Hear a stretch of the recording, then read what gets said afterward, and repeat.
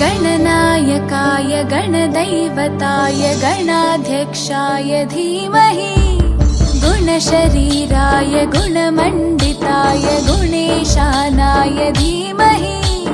गुणातीताय गुणाधीशाय गुणप्रविष्टाय धीमहि एकदन्ताय वक्रतुण्डाय गौरीतनयाय धीमहि गजेशानाय भालचन्द्राय श्रीगणेशाय धीमहि एकदन्ताय वक्रतुण्डाय गौरीतनयाय धीमहि गजेशानाय भालचन्द्राय श्रीगणेशाय धीमहि।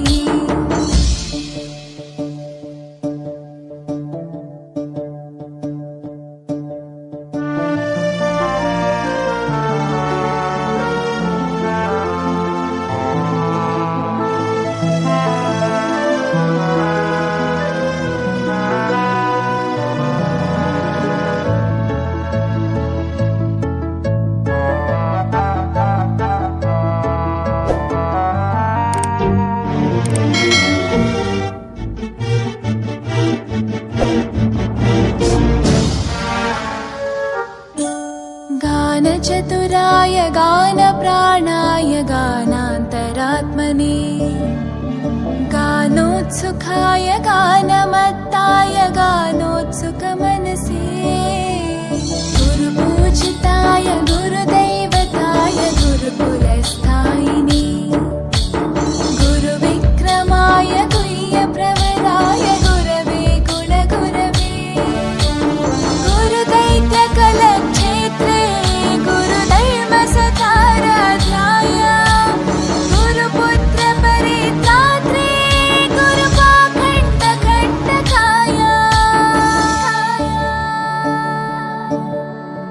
गीतसाराय गीततत्त्वाय गीतगोत्राय धीमहि गूढगुल्फाय गन्धमत्ताय गोजयप्रदाय धीमहि गुणातीताय गुणाधीशाय गुणप्रविष्टाय धीमहि एकदन्ताय वक्रतुण्डाय गौरीतनयाय धीमहि गजेशानाय भालचन्द्राय श्रीगणेशाय धीमहि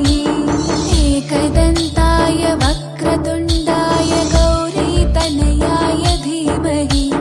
गजेशानाय भालचन्द्राय श्रीगणेशाय धीमहि।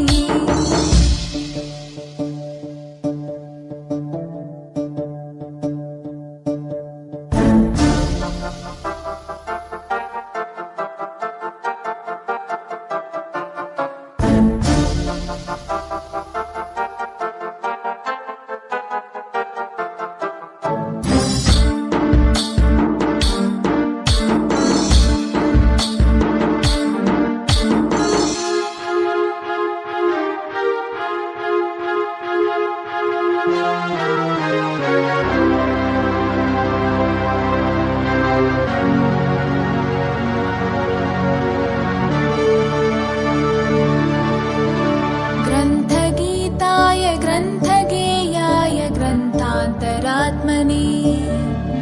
गीतलीनाय गीताश्रयाय गीतवाद्यपटवे ध्येयचरिताय गायगवराय गन्धर्वप्रियकृपे गायकाधीनविग्रहाय गङ्गाजलप्रणयवते गौरीस्थनन्दनाय गौरीहृदयनन्दनाय गौरभानुसुताय गौरीगणेश्वराय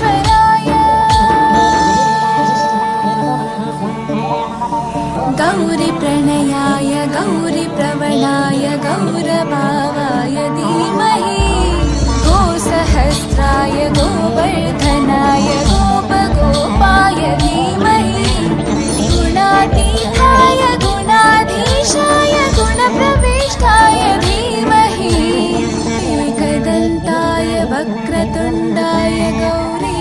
तनयाय धीमहि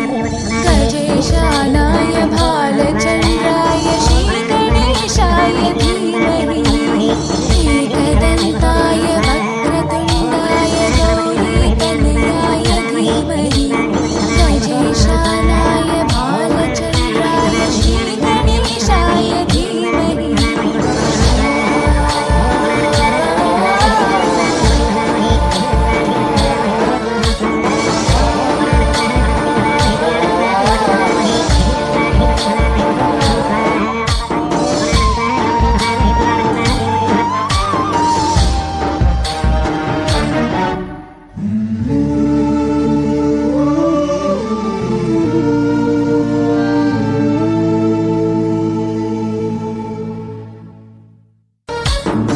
गणनायकाय गणदैवताय गणाध्यक्षाय धीमहि गुणशरीराय गुणमण्डिताय गुणेशानाय धीमहि गुणातीताय गुणाधीशाय गुणप्रविष्टाय धीमहि